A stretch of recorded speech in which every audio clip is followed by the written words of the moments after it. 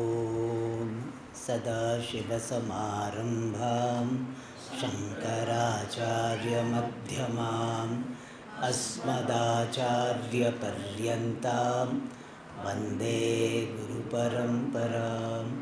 ॐ सहना भवतु सहनौ भुनक्तु सह वीर्यं करवावहै तेजस्विनावधीतमस्तु मा विद्विषावहै।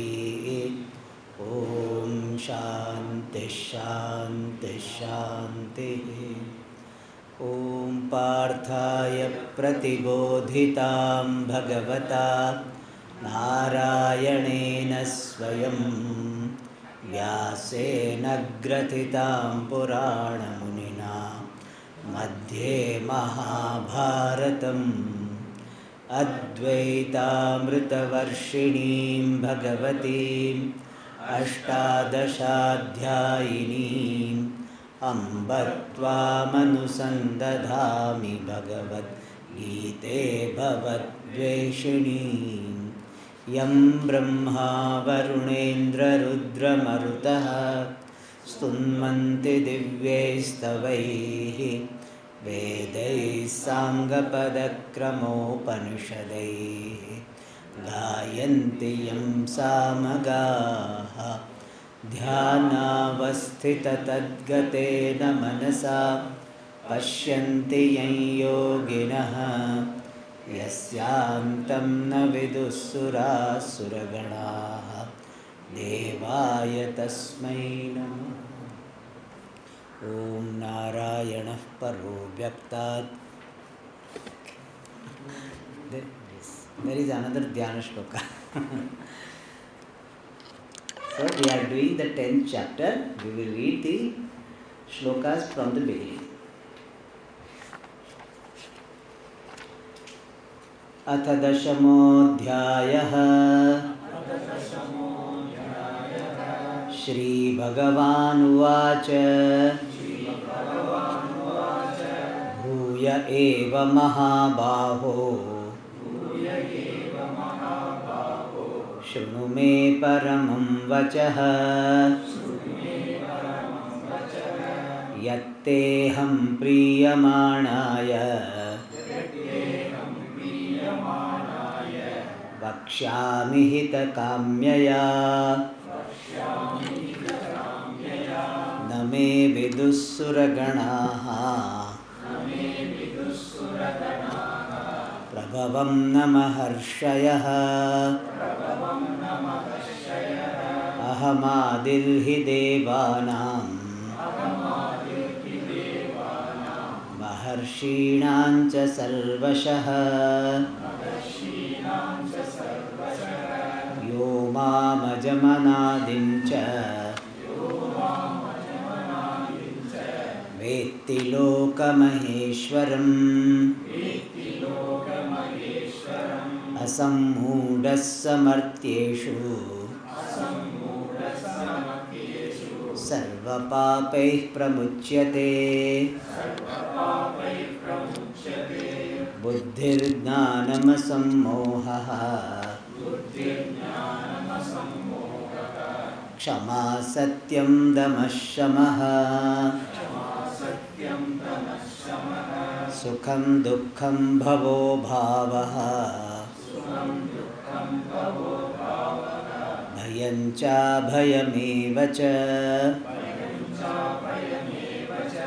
अहिंसा समता तुष्टिः तपोदानं यशो यशः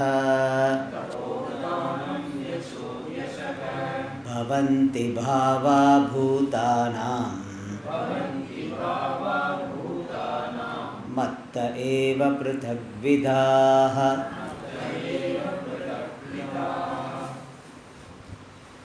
So we are in the 10th chapter. The 10th chapter is titled as Vibhuti Yoga. The chapter dealing with Vibhuti. Vibhuti doesn't mean Bhasma. Vibhuti means glories of Ishvara. And the chapter is focusing on this particular vision, that since Paramatma is the material cause of this universe and the effect is the manifestation of the cause, therefore everything in this universe is the manifestation of Ishvara, otherwise called glory of Ishvara. And if we understand and appreciate everything to be manifestation of Ishvara, then our likes and dislikes will be reduced. We will be approaching the world with reverence instead of having the attitude of consumerism, the approach of consumerism. We will have reverential attitude towards everything. So we can do namaskara to everything. That is the beauty of our culture, where we can do namaskara to the trees, we can do namaskara to the river, we can do namaskara to the ocean, we can do namaskara to the mountain, and we can worship all of them. We can even do namaskara to the car. Car we do puja.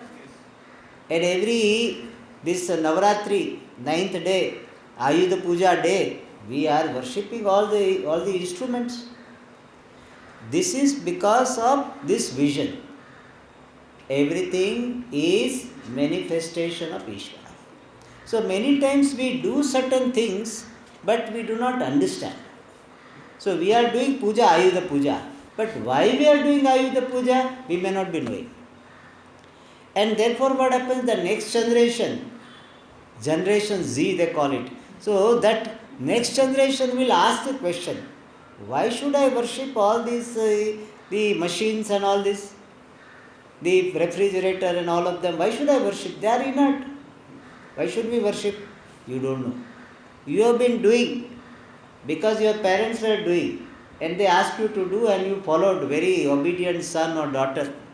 So you did it. But now next generation is not going to be like that. They will say, why? And therefore you should know this, that we are worshipping everything because our vision is everything is manifestation of Ishvara. Why everything is manifestation of Ishvara? Because everything is caused by Ishvara. Everything has got Ishvara as the material cause. Just as the pots have got the clay as the material cause, the ornaments have got gold as their material cause. Similarly, everything has got material cause called Ishvara. Therefore, everything is manifestation of Ishvara, and therefore we are worshipping. And Bhagavan in this shloka 4th and 5th, he is telling not only external world is manifestation of Ishvara or the glories of Ishvara, even your mental conditions, they are also expressions of Ishvara. So various internal conditions are also presented as coming from Bhagavan, and therefore the glories of Ishvara. We saw buddhihi, the capacity of knowing subtle things, that is Ishvara. Therefore we can worship the knowledgeable people, and jnanam, the knowledge itself. Therefore our country is called Bharata. Why? Bha means light. Light stands for knowledge. Therefore Bharata means the country which is committed to the light of knowledge is called Bharata. So in our country there is a value for knowledge. IT industry has highlighted the importance of knowledge. In IT we are not producing anything. Only knowledge is there. It's a knowledge industry really. So the knowledge is so important that now people are understanding. But we have been telling that knowledge is very important, and therefore we worship light. We do worship to Deepa Puja we have. We worship the lamp. The lamp stands for knowledge. We worship knowledge through worshipping the lamp. So that Jnanam also is Bhagavan's Vibhuti, Asammoha, discretion, sense of appropriateness, Kshama, the forgiveness, I can forgive others is a glory of Ishvara. And in life, this forgiving others is very, very important, because if you don't forgive the people who have hurt you, you carry them in your heart, you carry them in your head. If you forgive the person, that person will be out of your system. If you don't forgive them, you will be carrying that person. Why he has done like this? I will never forgive him. I will never forgive him. So you carry that person in your head. What Swamiji said very nicely, he said, the person whom you don't want in the world itself, that person you are carrying in your head. Your enemy, whom you don't want even in this world, you wish that that person should disappear from the world. That person you are carrying in your head. How foolish we are. And therefore, we do Kshama Danam. It's called Kshama Danam. Generally, we give Danam of what? Money or Annam. Anna Danam is there. This Dhana Danam is there. Vidya Danam is there. One more Danam is what? Kshama Danam. Give the Danam of Kshama. And by giving this Danam of Kshama, forgiveness, you are blessing yourself. You are favoring yourself. Not only you are favoring others, more than others, you are favoring yourself. You are kind to yourself when you forgive others. If you don't forgive others, you are creating this animosity, you are creating anger, you are creating bitterness in yourself. With all of them, how can you be happy? When you are carrying the bitterness, hurt, resentment, you cannot be happy, really happy. Your smile will be a plastic smile. Your smile will be like an air hostess smile. Air hostess smile, that lady doesn't have any affection for you. She smiles because she is paid for that. So similarly, you will smile like that, but real smile will not come. Therefore, to favor yourself, to be kind to yourself, forgive others. But people say, Swamiji, why should I forgive him? He has done so much hurt. He had hurt me so much, Swamiji. I can't forgive, and at least he should say sorry. If he says sorry, I will forgive. This is one more argument. If he says sorry, I will forgive. So, if that person doesn't say sorry, therefore I will not forgive. It is suppose somebody, you are traveling in the bus and somebody vomited on you.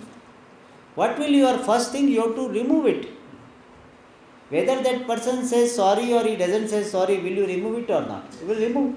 No, until he says sorry, I will keep it on my shirt. Do you do that? You don't do that. You remove at the earliest possible. Similarly, any hurt you are carrying in your heart, it will bother you first. You are the first victim of carrying the hurt, carrying the anger to anybody. Therefore, Kshama Danam is a great Danam. Other things you cannot do Danam because Swamiji, I can't part with money. Some people have problem. They can't part with money. So at least you do this Danam. What? Kshama Danam. Anybody has hurt you, you forgive the person. And how do you know that you have forgiven the person? When you can pray for the well-being of that person from your heart. Then you know that you have forgiven. This is a sign of forgiving. Otherwise, simply say forgiven, but not forgiven. So, sign of forgiving others is my readiness, my capacity to pray for them. If somebody, Mr. Devadatta, hurt me, I forgive him, and if I have forgiven him, I can pray for him. Sorry, I can't pray for him. He has hurt me and I pray for him. That's what. Swamiji, I curse him, I don't pray for him. So then you are the sufferer. If you cannot pray for him, means you have not forgiven completely. And so Kshama is a very great quality. And some people think that Kshama is a weakness, Swamiji. Kshama Virasya Bhushanam. In Shastra it is said, Kshama is the ornament of very powerful people. Powerful people, strong people can do Kshama.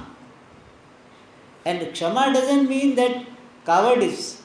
It is not that you cannot react and therefore you don't react. That is not Kshama. Kshama means you can react, still you don't react. You can retaliate, you don't retaliate. That is called Kshama. Alright, and that is Bhagavan's glory. Satyam, truthfulness, is glory of Bhagavan.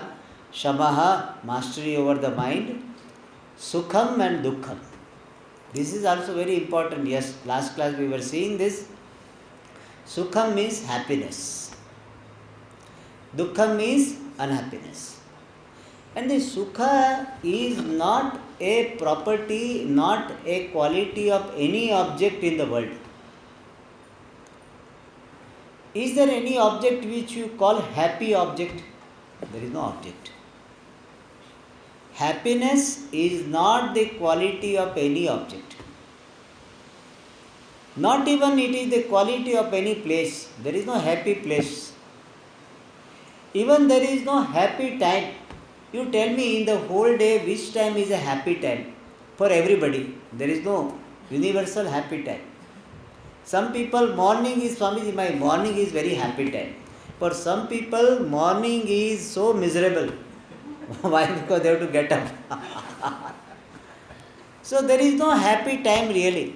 Some people like evening, some people like afternoon because nobody is there, so I can sleep, Swamiji. So afternoon is very good. There is no universally happy time. Even they say there is a happy hours. You know happy hours? That happy hours are not happy hours for everybody. The person who is drinking, for that person it is happy hours. For the relatives, for his family members, it is unhappy hours. Why? Because this fellow will go and drink more. So money will go and so many bills are to be paid, and this fellow, he drinks more in happy hours. So for the family members, it is unhappy hours.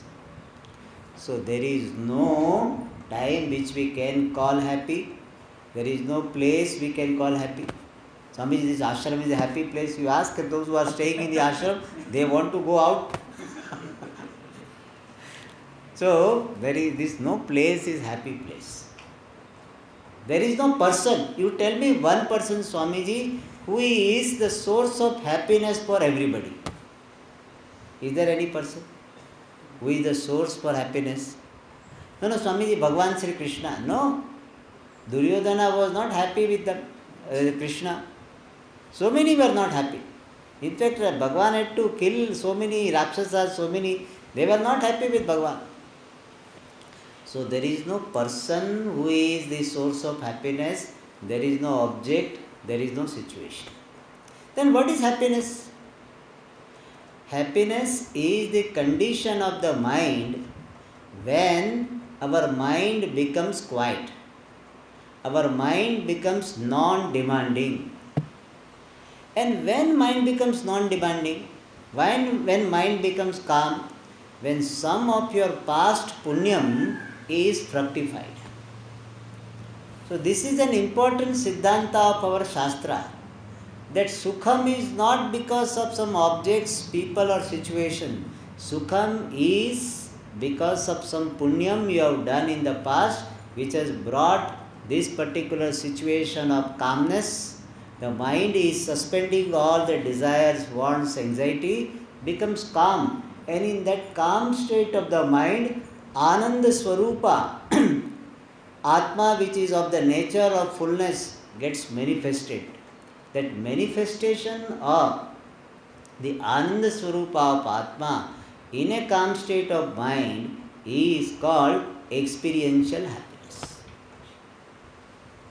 So, happiness is not a quality of any object.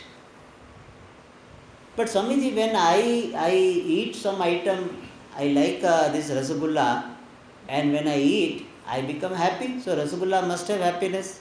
If Rasagulla has got happiness, then first Rasagulla you take, happiness is there. Second is there, third is there. Then 15th Rasagulla, no. If I eat, I will vomit. That much you are aversion. So if Rasagulla is having the quality of happiness, it should give it happiness all the time. And it should give happiness to all people. There are people who may not like Rasagulla. Some people don't like sweet. We have one person who is working in the ashram.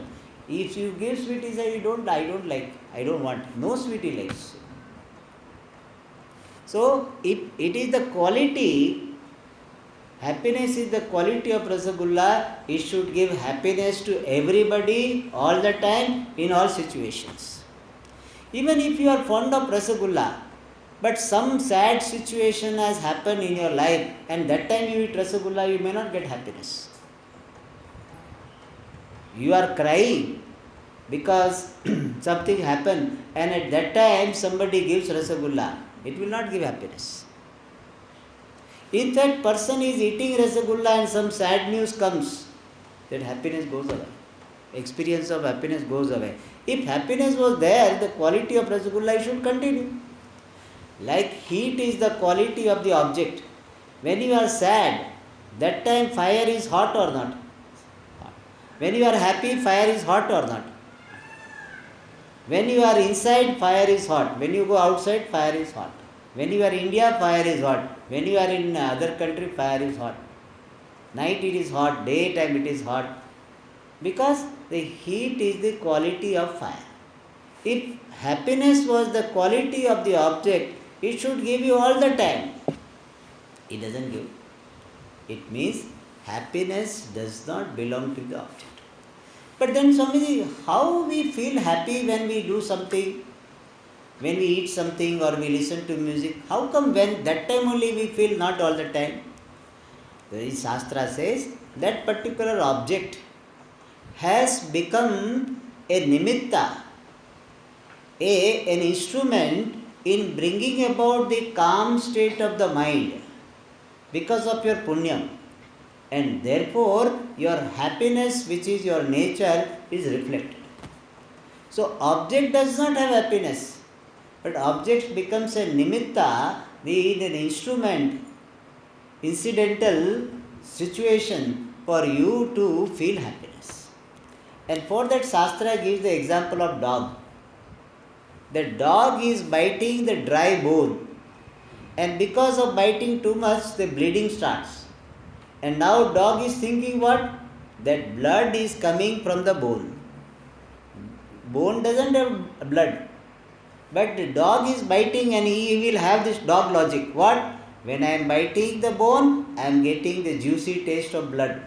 When bone I am not biting, I am not getting juicy taste. Means bone has got happiness. Bone has got blood. That is a wrong logic. So just as the bone does not have blood, it doesn't give this blood to the dog. But when dog is biting the bone, its own blood comes out. Similarly, when you are experiencing the object, your own happiness gets manifested in your mind. Object does not have happiness.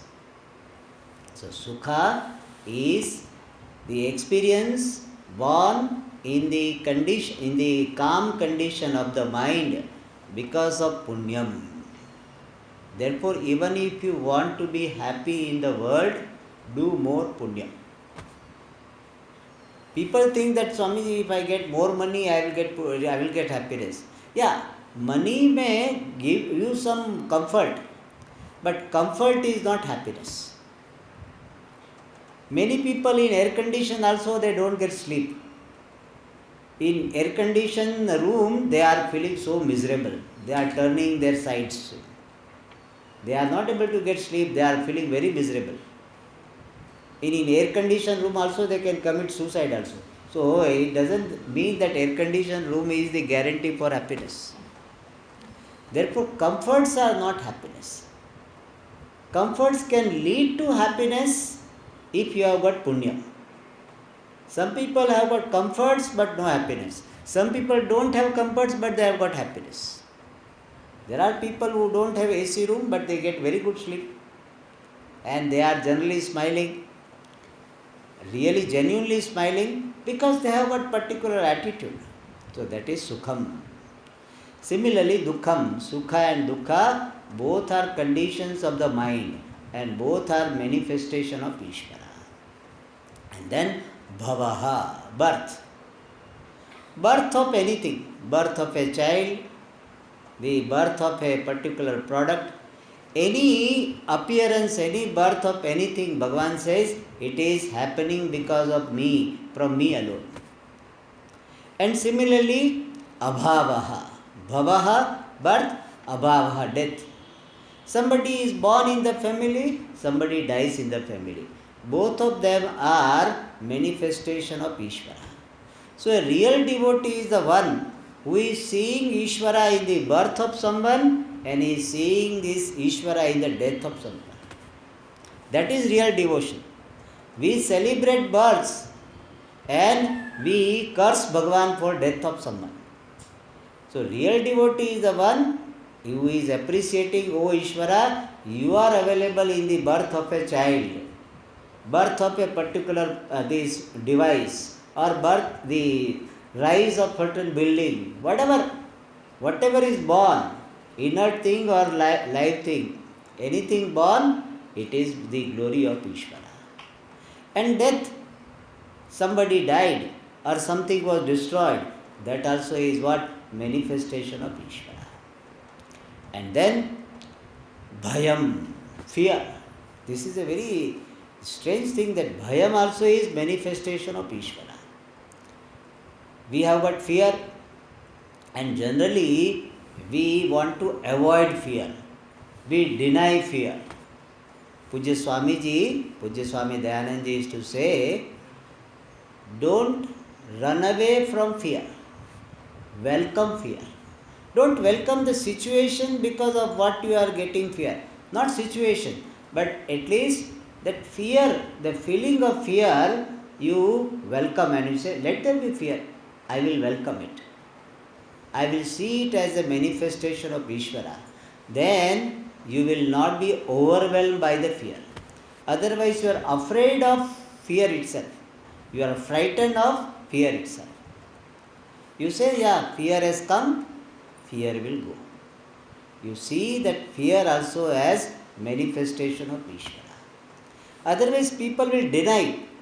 Somebody is afraid and you tell, are you afraid? No, I am not afraid. Some dog is there and this fellow is afraid, but he is already adult. So he cannot admit that I am afraid. So you say, no, not afraid. You can say, yes, there was some fear. Nothing wrong. To have fear is just human. Somebody said, I am not afraid, he is afraid of anything, that may be a lie. If he says that I am not afraid, he throw some snake-like thing on his body. Immediately he will jump. Fear is there. It is normal fear. Fear is normal and normal fear is just human. You can appreciate that also as Ishvara's glory. And Abhayam. Fearlessness also is Ishvara's glory. This is the beauty of Vibhuti. All opposite things you can appreciate as Ishvara's glory. Bitter also is glory of Ishvara, sweet also is glory of Ishvara. We think only sweet things are glory of Ishvara, bitter things are Rakshasas. Bitter also is glory of Ishvara. So similarly, Bhaya, Abhayam, fearlessness. And in life, fearlessness can come when you have surrendered to Ishvara or you have got Atmak Dhyana. If self-knowledge is there and you are abiding in self-knowledge, assimilated self-knowledge is there is fearlessness. And relative measure, Abhayam can be there when person is surrendered to Ishvara. More and more you are surrendered to Ishvara, more and more Abhayam will be there. It gives you the sense of protection. The next one is Ahimsa. Ahimsa means non-hurting mind. I do not want to hurt anybody. Even though that person has hurt me, but I do not want to hurt. So that mind of non-violence, that is called here Ahimsa. And Ahimsa is done at the level of the body, or at the level of organs and even at the level of mind. Wishing ill of others, wishing others to suffer, in a way it is a himsa. And ahimsa means absence of all of them. Then samata, equanimity. Equanimity means the maintaining the balance of the mind in all situations. When something happens favorable to me, I am not elated. Something unfavorable to me, I am not depressed. I am not frustrated. That there is almost same graph, more or less same.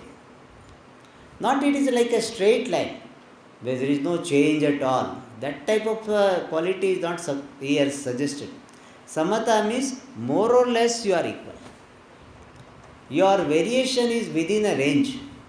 Like even your heart, that what is cardiogram? ECG. Cardiogram, it is not a straight line. If straight line is person is no more.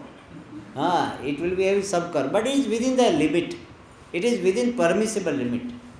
Similarly, our graph of reaction, response is somewhat like that, more or less same.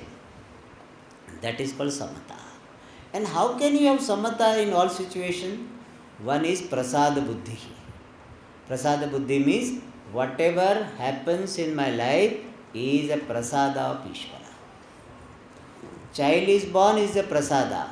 The child gets education, he gets the admission, prasada. Doesn't get admission, prasada. Generally we think that when favorable situation happens, then only prasada. But the real devotee is the one who says that unfavorable situation also is prasada. Then only you are a real devotee. Otherwise you are a conditional devotee. Like somebody said, I love you as long as you listen to me. As long as you follow my advice, I love you. That is not real love. That is called control. In the name of love, we have most of the time control. So that is not devotion. Devotion is means whatever happens, I am able to see it as a prasada. People listen to me is a prasada. People don't listen to me is a prasada. My children, if your children are there, they listen to you and follow your instruction, prasada. They don't listen to you, that also is prasada. Why? Because it creates vairagya, dispassion. If your children are very, very obedient, then there is a possibility of attachment. If they don't listen to you, then it is a good thing. Dispassion is easy. Detachment is very easy. They make your job easy. So both ways. If they listen, it is a grace of Ishvara. Don't get carried away by that.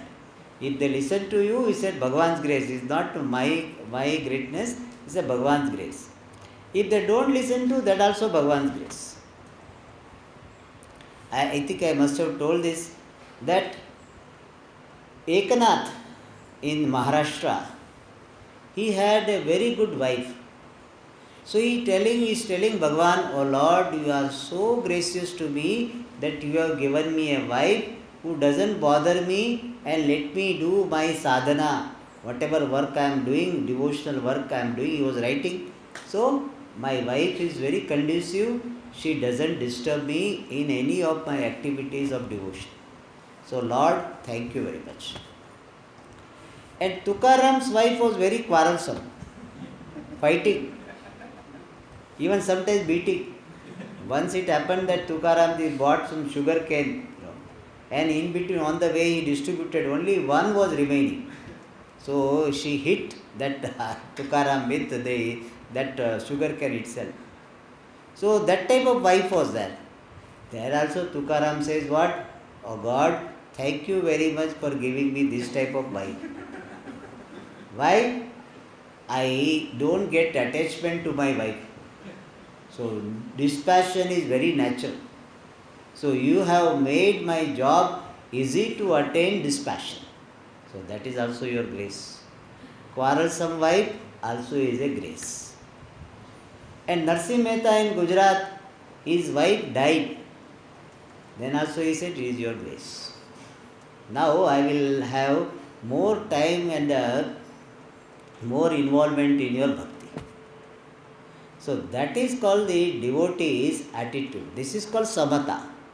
Whatever happens, I am ready to welcome. Tushtihi, satisfaction. Satisfaction means what? Yallabase nija karmo patam vittam tena vinodaya chittam. Whatever we receive based on our karma, wealth, food, or any object, any relative, whatever we receive, we take it as the prasada, and therefore I am satisfied. When you have the devotion, whatever prasada you receive, you are satisfied. You don't say that today laddu prasada was not there, only this banana was given. The banana also will give you tushtihi, satisfaction, if you have a devotee's mind. Then tapaha. Tapaha means austerity, the simplicity in life, managing with minimum things, and as and when required, there is a willful self-denial. So once a week or once a month, you have fasting. Once a week or once a month, you have got maunam. All of them are called tapaha. So either food you deny or this talking you deny. And in modern context, mobile you deny. Once a month, no mobile. That is also big tapas. Swamiji is bigger than even food. So that also is a tapas. Once a week or once a month, I don't watch TV. Tapas. So willful self-denial to establish my mastery over the organs, that is called tapaha. Then danam, sharing. Whatever Bhagavan has given me, I learn to share with others.